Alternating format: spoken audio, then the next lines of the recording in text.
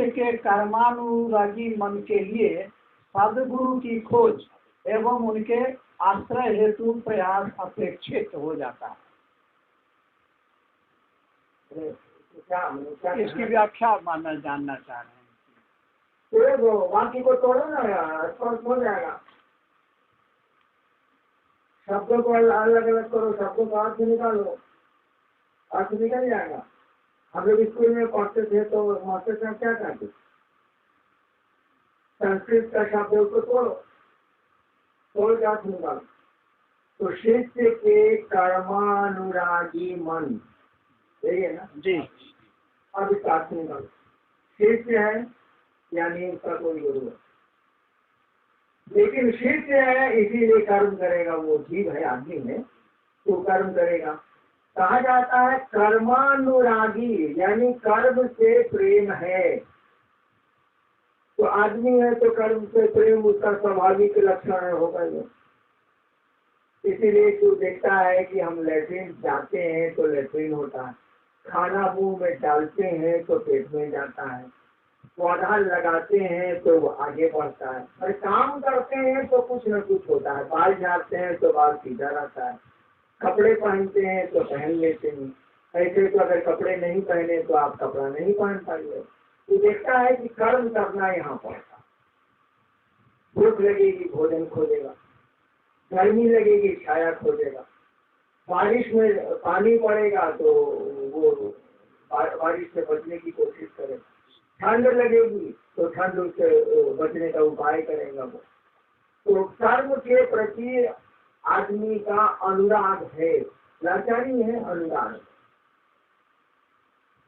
अब कहा जा रहा है कि ये किसका मन कर्म कर रहा है, तो शिष्य का मन कर्म कर रहा है। अब जनरल आदमी की बात नहीं हो रही, जो शिष्य नहीं है उसकी बात नहीं हो रही है। बात हो रही है कि शिष्य के कर्मानुरागी मन के लिए सदगुरु की खोज एवं उनके आश्रय हेतु प्रयास अपेक्षित हो जाता है।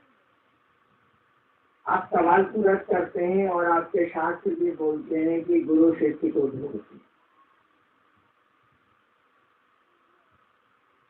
ये आप जानते हैं कि कोई चीज की प्रेरणा, कोई चीज का प्रयास, कोई चीज का परिणाम ईश्वर से आता है। हम आप कुछ नहीं करते। कोई काम करने की प्रेरणा भी वहीं से आती है, तब आप कहते हैं कि सही काम है, गलत काम है, ये आपकी व्याख्या। लेकिन प्रेरणा वहीं से आती है, तो उससे आप वहीं से हैं। प्रयास की कोशिश भी आप उसी की ताकत से करते हैं, और उसका परिणाम रिजल्ट नतीजा भी वहीं से। आप कहेगा कि गुरु शिष्य को ढूंढते हैं तो फिर मैं गुरु को क्यों ढूंढूं,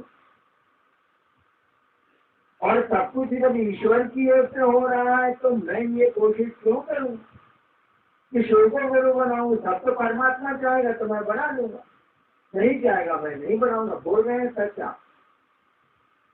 बोल आप गलत नहीं है। लेकिन आदमी को कोशिश करनी पड़ती है, आदमी को सिखलाना पड़ता। जानवर के बच्चे को पानी में फेंक दीजिए या जानवर को फेंक दीजिए तो तैर जाएगा। हमको फेंक दीजिए मैं डूब जाऊंगा, क्योंकि मुझसे तैरना आता ही नहीं। जानवर का बच्चा पैदा होता है तो खुद ही माता दूध पीता, आदमी का बच्चा खुद दूध नहीं पीता।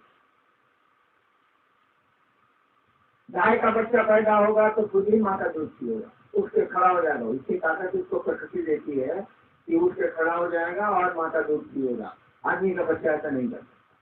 सभी जानवर के बच्चे ऐसा ही करते हैं, लेकिन इंसान का बच्चा ऐसा नहीं करता। इसीलिए कि इंसान को प्रकृति ने समझ दी है, वो जानती है कि कोई न कोई इसको दूध पिला दे, इसीलिए प्रकृति उसकी मदद नहीं करती।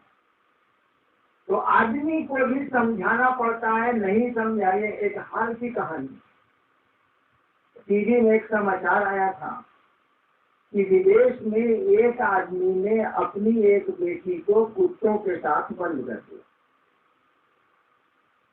एक आदमी ने अपनी बेटी को कुत्ते जो उसके रहते थे 6-7 उसी घर में बंद कर दिया, और 7 साल तक वह लड़की बंद रही, खाना जैसे कुत्ते को थाली में दिया जाता था वैसे उसको दिया जाता था, और आदमी से उसको भेंट नहीं करने देता था उसका बाप। कुत्ते नहीं भेंट करता था, कुत्ते के घर में वो रहती थी, भोजन जैसे कुत्ते को मिलता था उसको भी मिलता। कुत्ते रात में बाहर भी निकलते थे, लेकिन वो बेटी को बाहर नहीं निकलता। 7 साल के बाद पुलिस को पता चला, वो गई, उस घर का ताला तोड़ा जिसमें कुत्ते रहते हैं। ताला जो तोड़ा गया और दरवाजा जो खोला गया, सबसे पहले पुलिस पर जो दौड़ हटाने के लिए उसकी बेटी, कुत्ता बाद में लगता। सबसे पहले उस सिपाही को जिसने दरवाजा खोला, कुत्ते का जो स्वभाव होता काटेगा, तो सबसे पहले आक्रमण किया उसकी बेटी ने, जो 7 साल से बंद थी, कुत्ते उसके पीछे। देखिए, आदमी को समझ नहीं दीजिएगा, कुत्तों के साथ रह जाएगा तो वैसा ही करें।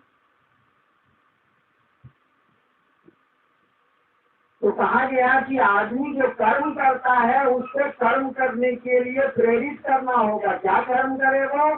शिव को अपना गुरु माने, गुरु कोई भी गुरु जो सही गुरु है उसको अपना गुरु माने। यही लाइन कही गई, फिर से पढ़िए। शिष्य के कर्मानुरागी मन के लिए सदगुरु की खोज एवं उनके आश्रय हेतु प्रयास अपेक्षित हो जाता है। ये कोशिश आपके लिए अपेक्षा की जाती है कि आप कोशिश करिए कि सदगुरु आपको मिले और उसकी शरण में जाइए, उसका आश्रय लीजिए। आश्रय मैंने शरण में जाना, उसका आश्रय लीजिए। ये जरूरी हो जाता है कि आदमी को समझाए। उसके बाद भी वो नहीं बता सकता। अगर उसके पास संस्कार नहीं है, अगर गुरु की दया नहीं हो रही है तो नहीं पढ़ा सकता है, लेकिन कोशिश तो करनी पड़ेगी। बच्चों को तो विद्यालय भेजना पड़ेगा, पढ़ने के लिए प्रेरित करना पड़ेगा। नियम तो है कि सब कुछ ईश्वर की इच्छा से होता है, लेकिन इंसान को कोशिश करनी पड़ती है, इंसान को प्रयास करने पड़ते हैं, गुरु की तलाश करनी पड़ती है और गुरु का आश्रय लेना पड़ता है, गुरु का सहारा लेना पड़ता है, गुरु की शरण में जाना पड़ता है, तभी उसको ज्ञान मिले। यही बात है।